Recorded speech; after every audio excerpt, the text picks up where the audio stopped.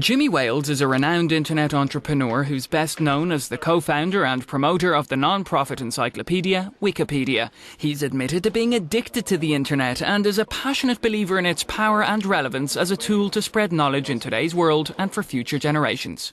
Jimmy Wales, you and Wikipédia won the Princess of Asturias Award for International Cooperation. Another award growing every year, it seems.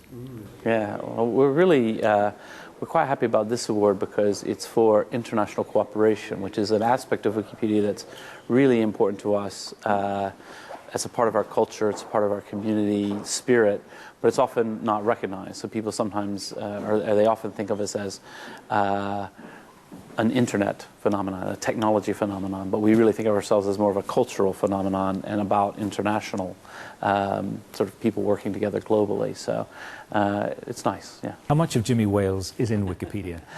Well, that's really hard to say. I mean, I do think some of the early values of Wikipedia are still reflected in Wikipedia. So I tend to be a very reflective and thoughtful person. I don't like political debates that are one side yelling at the other side and everybody's being very extreme. I like to say, well, no, let's actually stop and understand this first. That's obviously a value of Wikipedia, is to try to really seek that neutral presentation, to understand first before having an opinion. So.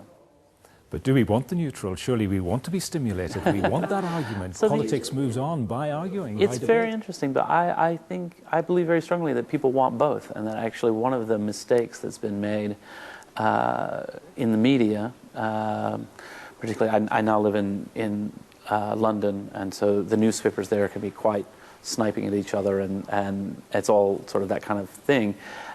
It gets a lot of attention, and obviously we know online clickbait headlines, you call it, get a lot of attention.